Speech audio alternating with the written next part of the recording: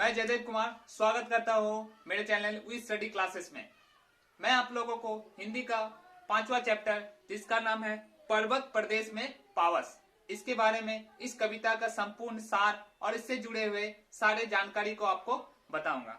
तो सबसे पहले मैं बता दूं कि इस कविता के लेखक कौन है। तो इस कविता के जो लेखक है वो है सुमित्रा नंदन पंत जी। सुमित्रा नंदन पंत जी। उनका जन्म 20 मई 1900 में हुआ था। कहां पर? कौशानी अल्मोड़ा नामक स्थान पर। तो शुरुआत करते हैं बिना देरी किए इस जो कविता के पहले पंक्ति को। इस कविता का पहला जो पंक्ति है वो है पावस ऋतु थी पर्वत प्रवेश, पल पल परिवर्तित प्रकृति बेश। तो इस पंक्ति के जो कठिन शब्द हैं मैं उनको सबसे पहले बता दूं। इसका पहला है पावस ऋतु यानी कि वर्षा की ऋतु। अगला जो है वो है परिवर्तित, परिवर्तित यानी कि बदलना। अगला जो शब्द है वो प्रकृति बेश यानी कि प्रकृति का रूप। इसमें कवि क्या कहते हैं? कवि कहते हैं कि पर्वतीय क्षेत्र में वर्षा का प्रवेश हो गया है। पर्वतीय क्षेत्र में वर्षा का प्रवेश हो चुका है, जिसकी वजह से प्रकृति अपना रूप बार बार बदल रही है। यानी कि कभी बारिश हो रही है तो कभी धूप दे रही है, कभी फिर से बारिश हो रही है तो फिर से कभी धूप दे रही है। अर्थात मतलब कि पूरी तरह से ये अपना रूप बदल रहा है, कभी धूप तो कभी वर्षा। अगला जो पंक्ति है अपने सहस्त्र दृग सुमन फाड़, अवलोक रहा है बार बार नीचे जल ने निज महाकार, जिसके चरणों में पला ताल दर्पण सा फैला है विशाल। अब इसमें देखिए पहला शब्द जो है मेखलाकार। मेखलाकार मतलब कि पहाड़ में जो ढलान होती है।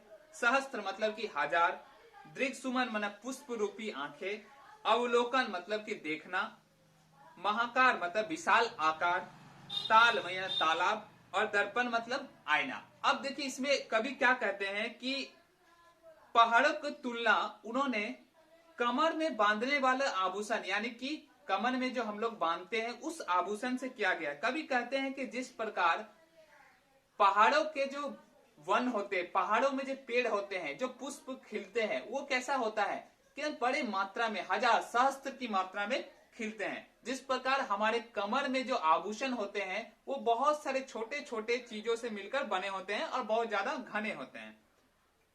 इसी प्रकार वर्षा ऋतु के आने से क्या होता है कि विशाल सरोवर जो है वो सरोवर पूरी तरह पानी से लबालब भर जाता है, और उस समय हमें अपना छवि कैसे दिखता है? आईने के भांति हमें दिखाई पड़ता है। अगला जो पंक्ति है वो कहता है कि गिरी का गौरव गाकर झरझर मध्य में नस नस उत्तेजित कर, मोती की लड़ियों से सुंदर झरते हैं झाग भरे निर्झर, गिरिवर के उर से उठ उठ कर आकांक्षाओं के से तरुवर है झांक रहे नीरव नभ पर, अनिमेष अटल कुछ चिंता पर।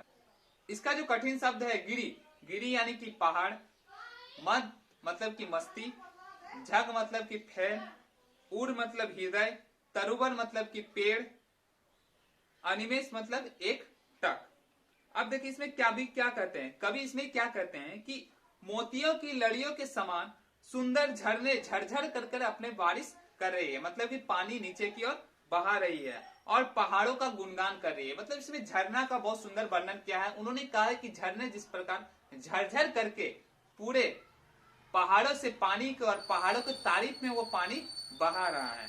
अगला कहते हैं कि उनका जो ध्वनि है, करतल की ध्वनि नस नस में जाकर बस रही है और उसे हृदय में प्रसन्नता भर रही है।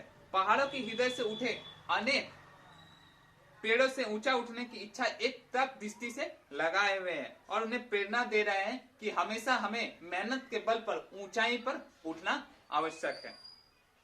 अगला जो पंक्ति है उड़ गया अचानक लो भूधर, फड़का अपार पारद के पर, रेब सब शेष रह गए निर्झर, है टूटा पड़ा भू पर अंबर, धस गए धरा में सबय साल, उठ रहा धुआं जल गया ताल, यो जलद यान बिचर बिचर, था इंद्र खेलता इंद्रजाल। इसमें देखिए कठिन शब्द है भूधर यानी कि पहाड़, पारद मतलब कि पारे के समान ध्वल और चमकीले पंख, साल मतलब कि एक प्रकार का वृक्ष, जलद यान मतलब बादल रूपी यान, और इंद्रजाल मतलब जादूगरी, और बिचर मतलब कि घूमना। इसमें कवि क्या कहते हैं? कवि कहते हैं कि तेज बारिश के बाद मौसम ऐसा हो गया है कि पूरी तरह धुंध से भर गया है, मानो कि पेड़ कहीं छिप गया हो, गायब हो गया हो। ठीक है, ऐसा लग रहा है कि पूरे आकाश धरती पर आ गया है, झरने की आवाज सिर्फ सुनाई दे रही। प्रकृति के एक भयानक रूप ले लिया है, पेड़ों को बादल के अंदर छिप गया है, ठीक है। और तालाब क्या हो गया, तालाब में लग रहा है कि पानी के वजह से पूरी आग लग गई है, मतलब कि पूरी तरह से वो तालाब पानियों से भर चुका है और उसका पानी बाहर की ओर आने लगा है। और ऐसा लग रहा है कि इंद्रदेव अपना विमान लेकर पृथ्वी पर अपना जादू या फिर अपना इंद्रजाल फैला रहा है।